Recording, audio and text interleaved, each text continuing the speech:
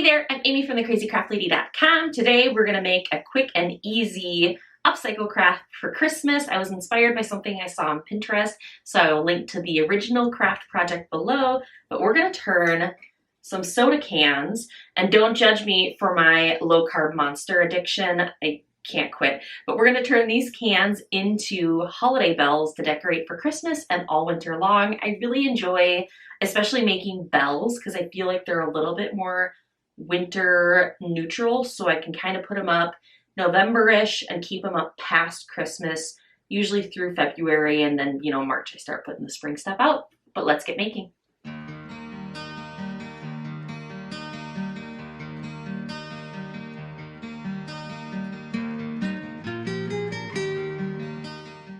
So for this craft, I started with my 3 pop cans, actually 2 pop cans and a Monster energy drink. I wanted to make them at varying heights, so I used the Monster drink to make an extra tall bell.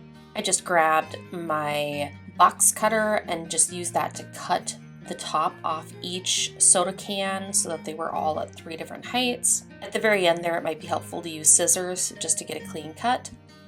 And then here I would use like craft pliers, but my craft pliers made their way into my son's fishing tackle box this summer and I haven't seen them since, so I had to use tweezers in a pinch. You just want to bend over the cut edge of that can and then fold it over so you don't have any sharp edges.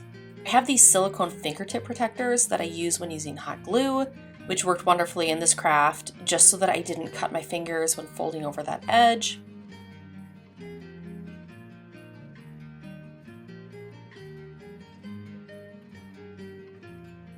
And then from here, I pulled out a hammer and I tried to kind of crunch up the cans a bit. If you hit them on the bottom, the sides will collapse a bit. You want to just kind of change the shape just enough so that it doesn't look like a soda can.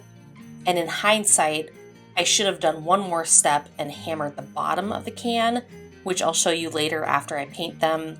I didn't think to do it beforehand. But just kind of beat everything up a little bit. And then I just added a coat of black spray primer, took everything outside. I didn't want the silver showing on the inside of my bells, so I put on a rubber glove, I held up the can, sprayed the outside, and then I set it down very gently and then sprayed the inside as well.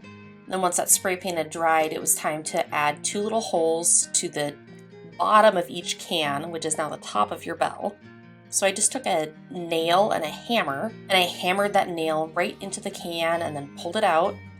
You can kind of wiggle it around a few times to kind of make that hole a little bit bigger. You want to be able to run floral wire through that hole, or each hole, 2 to 3 times.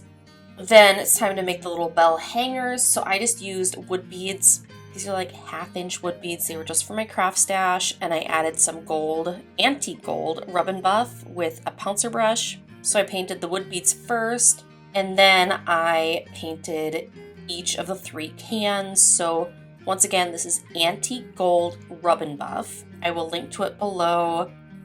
It's a go-to in my craft stash. I absolutely adore it. And I just used a pouncer brush back and forth, up and down, all over each can, but I didn't do like complete coverage, and this is why I chose a black primer. By letting a little bit of that black show through, it almost creates even more of an aged or a distressed gold finish. And then here's what I should have done before. The pop can bottoms look clearly like pop cans. So I set each pop can up right, and I used the base of my hammer to kind of push it down the other way. So it just kind of like pushes the pop can bottom out the other direction.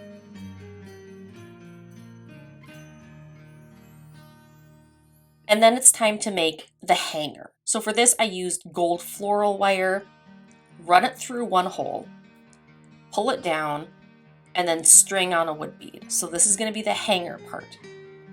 Run it through the wood bead a few times, give it a twist, trim off any excess, and then you want to hold the wood bead at whatever height you want it so it dangles out from the bottom of the bell just a little bit, and then run the other end of that floral wire through the second hole, pull it taut, and then run the floral wire back through the first hole. Having a good craft lamp is an absolute must on this so you can see what you're doing. And then pull everything tight so that the bell hangs securely. And now it's time to make the little hoop.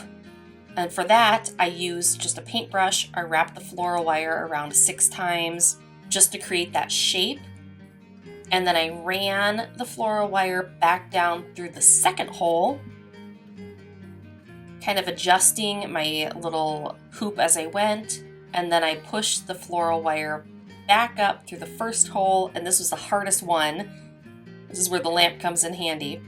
And then from there, you have your tail end of the floral wire and you have your hoop or your circle.